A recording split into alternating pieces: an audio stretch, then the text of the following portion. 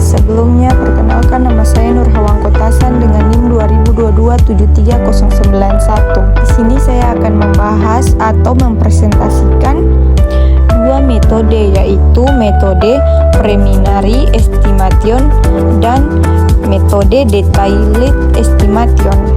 Selanjutnya kita masuk ke pembahasan. Estimasi biaya dalam proyek konstruksi atau proyek lainnya biasa dilakukan melalui beberapa tahap, di antaranya preliminary estimation atau estimasi awal dan detail estimation atau estimasi rinci. Masing-masing metode memiliki karakteristik, kegunaan, dan tingkat akurasi yang berbeda, serta harus mempertimbangkan faktor risiko yang mengaruhi biaya proyek. Berikutnya kita masuk ke preliminary estimation atau estimasi awal. Perlu diketahui, preliminary estimation adalah metode estimasi biaya yang digunakan pada tahap awal proyek, ketika informasi teknis dan desain proyek masih sangat terbatas. Tujuannya adalah memberikan gambaran kasar mengenai total biaya proyek untuk membantu pengambilan keputusan awal, studi kelayakan, atau perbandingan beberapa alternatif desain. Karakteristik utama: 1. Tingkat akurasi rendah. 2. Menggunakan data terbatas. 3. Berdasarkan pendekatan umum. 4. Cepat dan murah. 5. Digunakan pada tahap awal proyek. 6. Sangat dipengaruhi oleh asumsi dan pengalaman estimator. Preliminary estimation atau estimasi awal.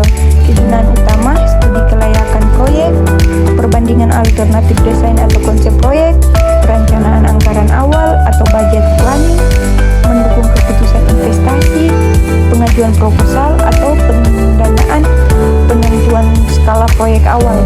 Tingkat akurasi relatif rendah karena data proyek masih sangat terbatas atau hanya asumsi kasar, standar industri, atau data historis.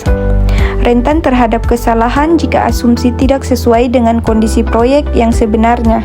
Meskipun tidak akurat, cukup berguna untuk pengambilan keputusan awal atau perbanding antara konsep.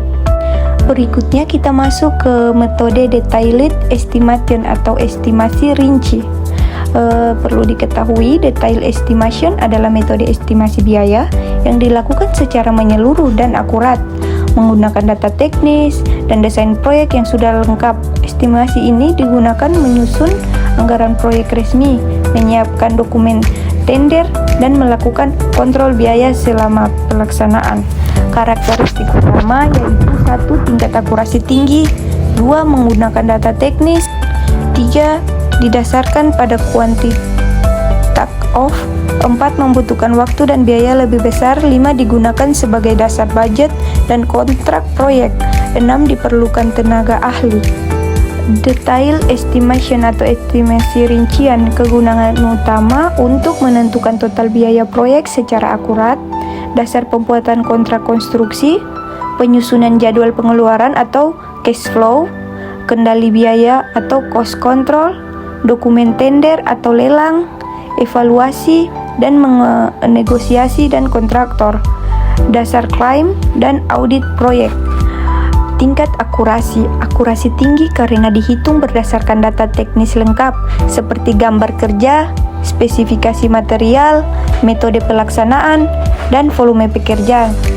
Digunakan sebagai dasar resmi untuk budget final, kontrak, dan pengendalian biaya. Masih menyisakan sedikit margin kesalahan karena risiko eksternal atau misalnya fluktuasi harga material.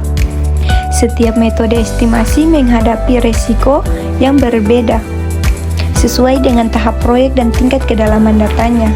Preliminary estimation atau estimasi awal. Pada preliminary estimation, risiko bersifat umum dan tidak terdefisi dengan jelas karena informasi proyek masih terbatas. Estimasi biaya rentan terhadap perubahan desain atau ruang lingkup, ketidakpastian harga material, masalah lokasi, dan izin yang belum pasti.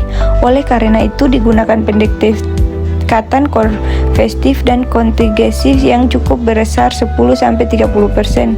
Detail estimation rinci. Pada detail estimation risiko dapat didefinisikan secara spesifik dan teknis karena didukung oleh data lengkap. Risiko yang mengaruhi biaya umumnya berasal dari pelaksanaan di lapangan, kinerja kontraktor atau subtraktor, perubahan minor saat konstruksi, fluktuasi harga aktual. Oke, sekian mungkin itu saja yang bisa saya jelaskan. Wassalamualaikum warahmatullahi wabarakatuh.